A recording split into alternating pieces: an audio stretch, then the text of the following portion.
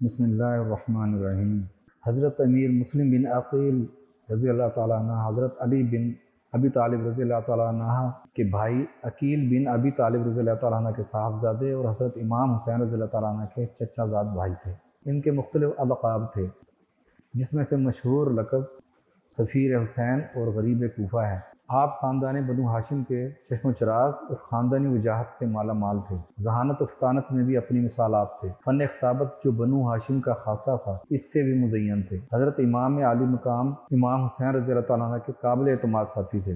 اسی وجہ سے جب حضرت امام حسین رضی اللہ تعالیٰ نے اہل کوفہ کے نام خط تحریر کیا تو اس میں حضرت مسلم بن عقیل کا ذکر ان الفاظ میں کیا کہ میں تمہارے پاس اپنے بھائی اپنے چچا کے بیٹے کو بھیج رہا ہوں، جو اہل بیت میں سے کا صاحب الرائے اور دانا شخص ہیں۔ حضرت مسلم بن عقیل کی اہلیہ محترمہ کا نام رقیہ بنت علی رضی اللہ تعالیٰ عنہ ہے، جو لاہور میں بی بی پاک دامن کے نام سے مدفون ہے۔ سفر کوفہ میں آپ کے دو صاحبزادے حضرت محمد اور حضرت ابراہیم ہمراہ تھے۔ امیر مسلم بن عقیل ایک عالی نسب، بہادر، قادر الکلام، راست گو، پاک باز اور عبادت گزار شخصیت تھے۔ آپ میں خاندان رسالت صلی اللہ علیہ وسلم کے تمام خصائل بدرجہ اتم موجود تھے۔ آپ ایک سخی اور وسیع دسترخوان کے حامل تھے۔ آپ خاندان ابو طالب کی فہم و فراست کے زیور سے بھی آراستہ تھے۔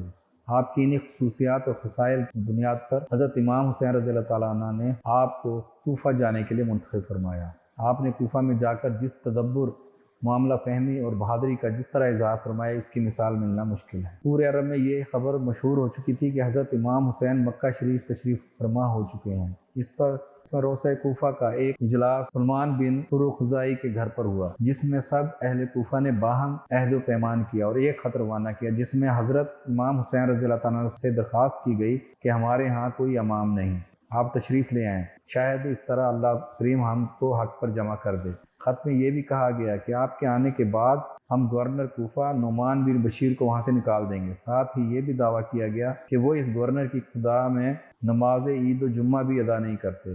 یہ خط 10 رمضان المبارک 60 ہجری کو موصول ہوا اور اس کے بعد خطوط کا تانتا بند گیا۔ ان خطوط کی مختلف تعداد بیان کی جاتی ہے، تاہم ابن جوزی، ابن کثیر اور طبری نے ان کی تعداد 150 لکھی ہے، جبکہ ایک اور روایت میں یہ بھی ہے کہ امام پاک کے پاس خطوط کی 2 بوریاں بھری ہوئی تھیں۔ ان خطوط کے علاوہ بصرہ سے ایک وفد یزید بن سب، عبید اللہ بن یزید، عبداللہ بن یزید پر مشتمل تھا، وہ حاضر ہوئے اور اپنی طرف سے مکمل حمایت کا یقین دلایا۔ آخری خطوط میں سے ایک خط اس مضمون کا بھی تھا کہ ہم نے شرعی تقاضوں کو پورا کرتے ہوئے آپ کو دعوت دی ہے اور اگر آپ نہ آئے تو روز قیامت آپ ہی جواب دہ ہوں گے۔ ان خطوط کے جواب میں حضرت امام عالی مقام نے فرمایا کہ اب شرعی طور پر یہ بات لازم ہو گئی ہے کہ ان خطوط کا جواب دیتے ہوئے کوفہ کی طرف سفر کیا جائے۔ کبار صحابہ کرام اور خاندان رسالت صلی اللہ علیہ وسلم کے کئی افراد کا خیال تھا کہ کوفہ والوں نے جو سلوک حضرت امام علی شیر خدا کے ساتھ کیا تھا، اس کے بعد ان پر اعتبار نہیں کرنا چاہیے۔ طویل مشاورت کے بعد حضرت امام حسین رضی اللہ تعالیٰ عنہ نے حضرت مسلم بن عقیل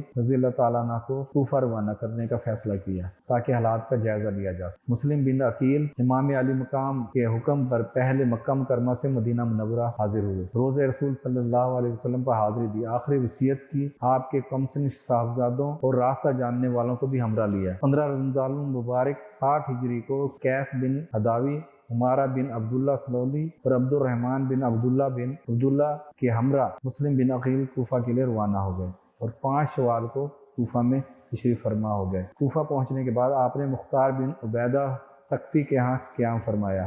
کوفہ میں آپ کی تشریف آوری کی خبر جنگل میں آگ کی طرح پھیل گئی، لوگ جوک در جوک آپ کے ہاتھ پر بیعت کرنے لگے، یہاں تک کہ بعض روایت کے مطابق 25,000 سے زیادہ لوگوں نے بیعت کی اور آپ سے درخواست کی کہ حضرت امام عالی مقام کو خط لکھ کر کوفہ بلوا لیں۔ امیر مسلم بن عقیل نے امام عالی مقام کو تحریر کیا کہ تمام اہل کوفہ میرے ساتھ ہیں، 18,000 نفوس نے میری بیعت کر لی ہے، آپ تشریف لے آئیں۔ اس خط میں تعداد 18,000 تعین کیا گیا۔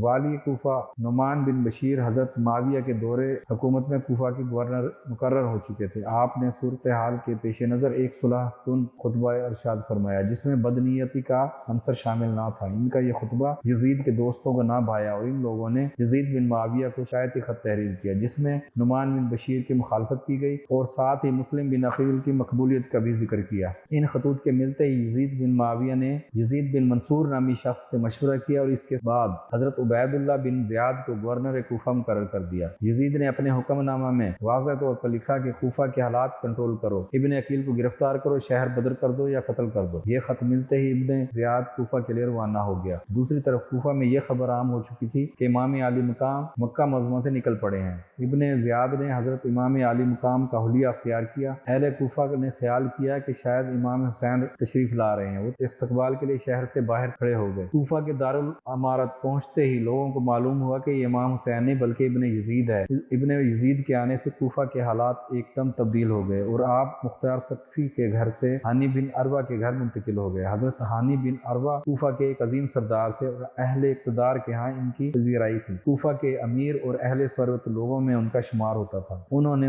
حضرت مسلم بن عقیل کی میزبانی کی سعادت قبول کی۔ اسی دوران ابن زیاد نے مختلف جاسوس کوفہ میں پھیلا دیے کہ مسلم بن عقیل کو تلاش کیا جائے۔ آخر بنو تمیم کے آزاد کردہ غلام موکل کو 3000 درہم دے کر اس کام پر مامور کیا گیا۔ اس نے مختلف بہانوں سے پتہ چلا لیا کہ مسلم بن عقیل حضرت ہانی کے گھر تشریف فرما ہے۔ خبر ملتے ہی ابن زیاد نے حضرت ہانی کو طلب کیا۔ آپ نے واضح طور پر کہا کہ مسلم بن عقیل میرے مہمان ہیں اور میں کسی صورت بھی ان کو تمہارے حوالے نہ کروں گا۔ اسی دوران شدید تلخ کلامی ہو گئی۔ ابن زیاد نے اپنا عصا حضرت ہانی کو دے مارا جس سے آپ کے رخسار مبارک پھٹ گئے، ناک کی ہڈی ٹوٹ گئی۔ اسی حالت میں ان کو قید کر دیا گیا۔ ان کے قبیلہ کو خبر نہ دی گئی۔ بعد ازاں حضرت ہانی بن عروہ اسی قید کی حالت میں وصال فرما گئے۔ ان کی وفات کی خبر سن کر مسلم بن عقیل خاموش نہ رہ وہ گھر سے باہر نکل آئے۔ کچھ لوگ ان کے ہمراہ ہو گئے۔ راستے میں لوگ ملتے گئے اور قافلہ بڑا ہوتا گیا۔ بعض روایات کے مطابق 15000 لوگ آپ کے ہمراہ تھے۔ آپ نے دارالامارہ کا محاصرہ کر لیا۔ کوفہ کے کچھ روسا نے لوگوں کو ڈرانا دھمکانا شروع کر دیا۔ ان کے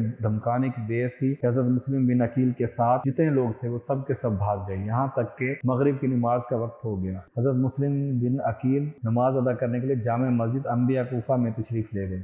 آپ کا خیال تھا کہ نماز میں جو ساتھ ہیں وہ تو ساتھ رہیں گے، لیکن آپ نے اسلام پھیرا تو آپ کے ہمراہ کوئی شخص نہ تھا۔ یزید بن معاویہ کے دور کا پہلا موقع تھا جس میں اہل بیت کے ایک ایک فرد کو لاچاری اور بے بسی کا شکار کیا گیا۔ آپ مسجد سے نکلے تو کوفہ کے گلی کوچے آپ کے لیے اجنبی بن چکے تھے، گھروں کے دروازے مقفل ہو چکے تھے۔ جن لوگوں نے خط لکھ کر آپ کو بلایا تھا انہوں نے آنکھیں پھیر لی تھیں۔ اس بے بس کے عالم میں وہ کوفہ کی گلیوں میں اکیلے پھر رہے تھے، لیکن کوئی پرسنانے حال نہ تھا۔ اسی عالم میں خاندان نبوت کا یہ چشم و چراغ بنی جبلہ کے محلے میں تشریف لے گئے اور طوع نامی خاندان نے آپ کو اپنے گھر میں پناہ دی۔ آپ کی خدمت میں کھانا اور پانی پیش کیا۔ آپ نے اتنی رغبت سے کھانا تلاوت نہ فرمایا بلکہ وضو کر کے ساری رات مصلی پر گزاری۔ صبح اس معزز خاتون نے دوبارہ کھانا پیش کیا تو آپ نے ارشاد فرمایا کہ میں چاہتا ہوں کہ اسی حالت میں رب کے حضور پیش ہو جاؤں۔ رات مجھے آقا دو عالم صدر کونین صلی اللہ علیہ وآلہ وسلم کی زیارت نصیب ہوئی۔ آپ نے فرمایا اے مسلم جلدی جلدی کرو، اس لیے میرا گمان ہے کہ آج میرا آخری دن ہے۔